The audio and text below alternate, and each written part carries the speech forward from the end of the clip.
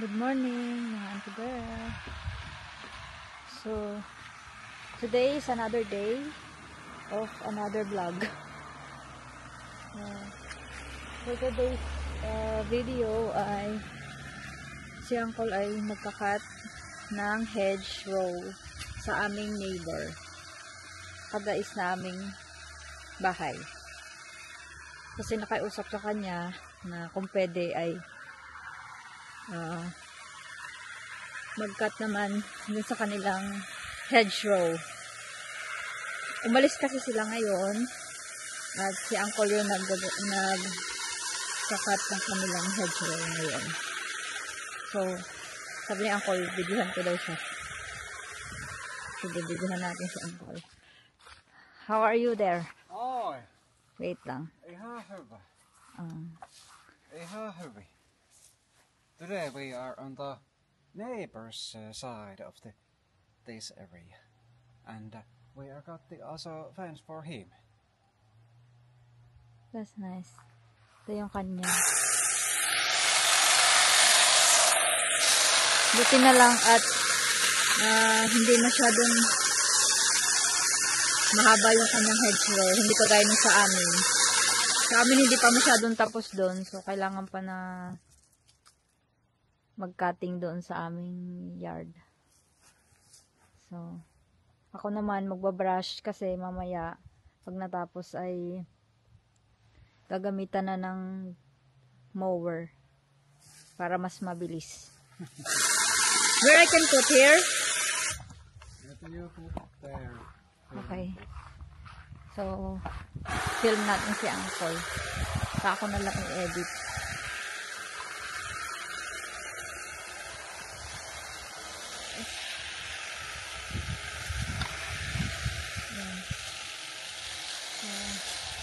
Bahala na muna kayo kay Uncle. At ako'y babalik dun sa may amin. Tapat. At babrasin ko din yung pinagputulan din niya ng mga dahon. Madami-dami din yun. Kasi kailangan kong ilagay sa tabihan para mamaya pag dumating yung may-ari ng bahay ay padadaanan niya ng mower. Ganda kasi yung mower niya eh. Pwede siyang mag-drive dun. Tsaka bago pa siguro yun. So yan. Bahala na kayo kay Uncle ah. Bye bye. See you later.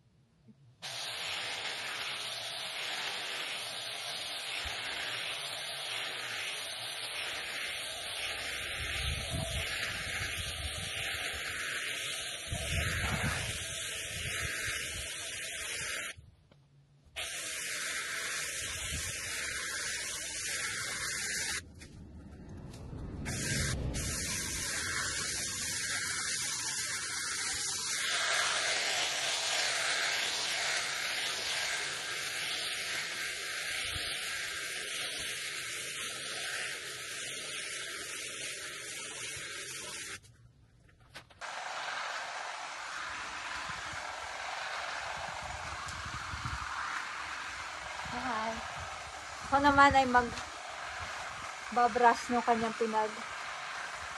putulan ng mga dahon. Kasi kailangan ko siyang ipunin. Galing ako doon sa kabila. So, bumalik ako dito. Iniwan ko yung isang video camera doon.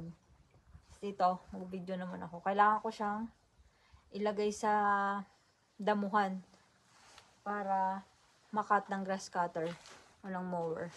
So, let's start.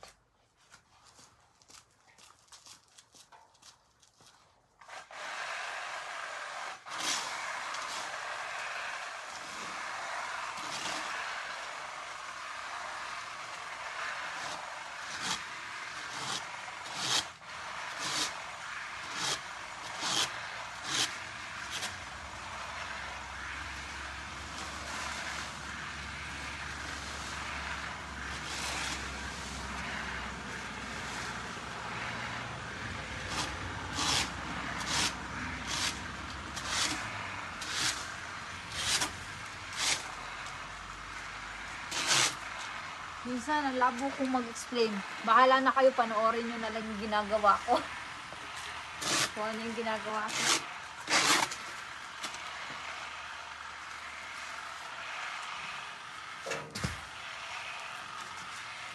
Hindi ko ma-explain ng ayos. Panoorin nyo na lang.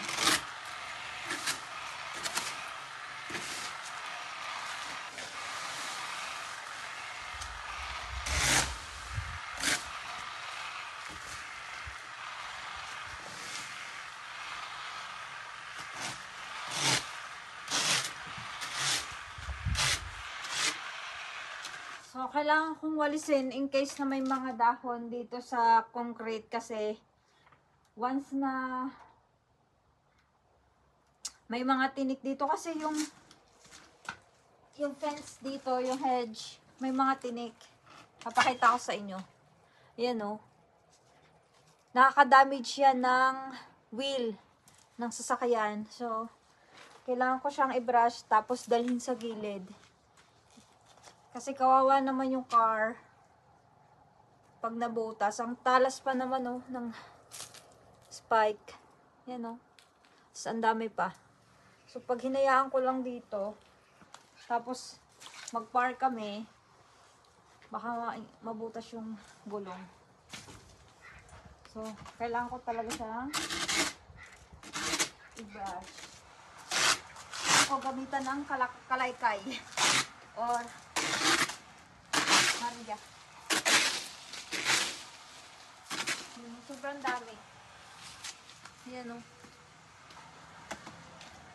Yan. O. Diba?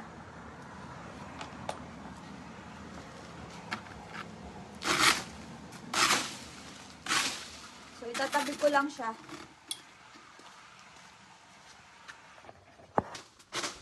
Dito lang sa gilid. Kasi dadaan naman dito mamaya yung neighbor. So, dito lang sa gilid. Kamay tabukan.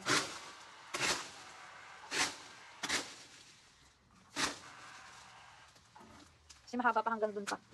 Papakita ko sa inyo. Ayan. Pakita ko sa inyo. Lalagay ko lang siya sa tabi.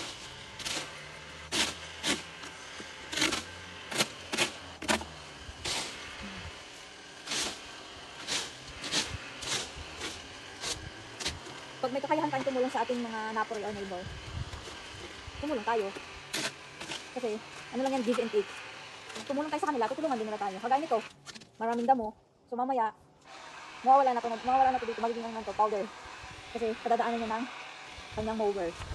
So yung amin, si Uncle magkakat ng hedge row, sa kanya naman ay magpapadaan ng mower. Yun.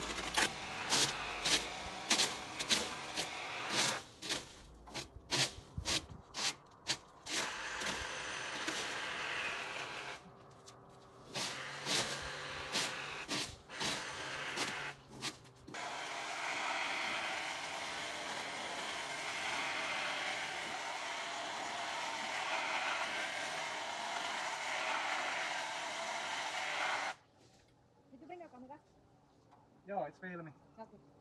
Should I just only put in the side? Because if you bring his mower here? Yeah, like a bit far away from the fence, but not in the pile. Okay. But it's more easier to Yeah. A bit far away from friends. Yeah, a bit far away from the sun. I wanted to bring the crushed potato out from my garden, Yeah. but because he already started, so it's fine. Yeah.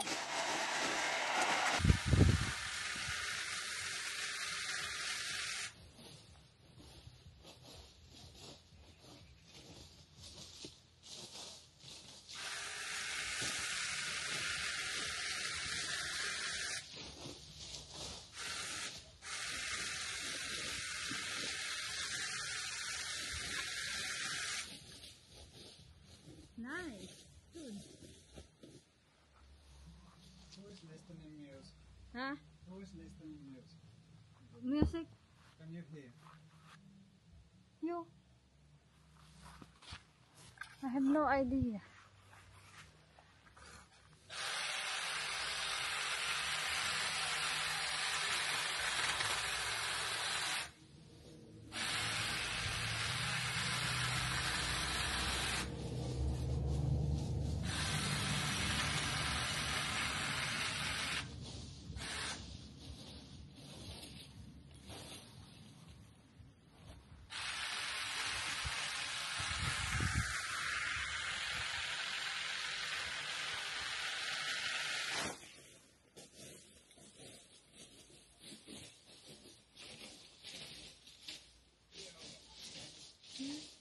Maybe I take the heat machine. Yeah. Maybe I take his machine now.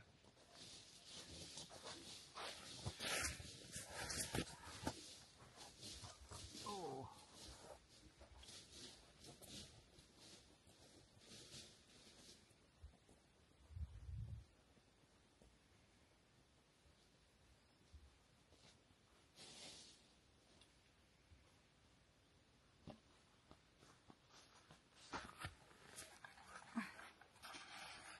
So medyo mahaba-haba pa yung puputulan ni Uncle. Kasi okay na siya dito. Okay na siya sa ganito. Pero yung taas, kailangan pang putulan. So gagamitin niya yung mower, hedgehog cutter ng neighbor namin. So ayan. Medyo mahaba-haba pa. Ayan dito. Ayan o. Hanggang dun. Dun. So, yun. Tapos na. Pero wala pa sa kalahati ha. Meron pa dito. So, palubat na ang ating battery ng DJI. Kailangan ko nang i-charge. Laban lang. Buti ngayon at maganda ang panahon. Kahapon kasi, medyo may bagyo. So, walang nag-ano lang kami kahapon naglinis lang ng garage. Actually si Uncle nilinis niya talaga dun. Pero tumulong din naman ako ng konti. So ayan. Kailangan kong palitan yung battery. Yung DJI na steps lang. Diba? O, nandito na ako. Charge muna natin ang ating pangmalakasang camera. Nakalimutan ko kasi siyang i-charge. Kagabi. Nawala sa isip ko. Kanina kasi nung habang nag-aalmusal kami, si Uncle, Pepe kasi yung pangalan ng neighbor namin, ay nakita na lang namin sa labas labas ng bintana na ginagamit na yung kanyang mower kasi, yun nga, aalisin na yung mga pinagputulan ng leaves. So, yan. Nabigla si ante. Charge muna natin. Mamaya na lang ulit ha.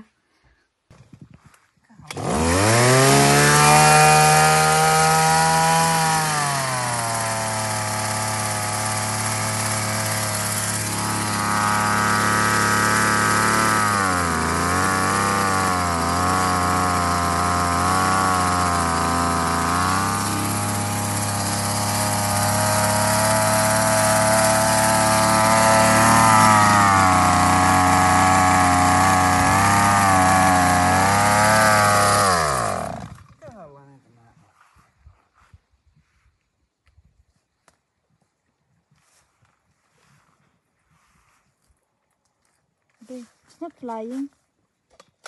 Okay. So it's been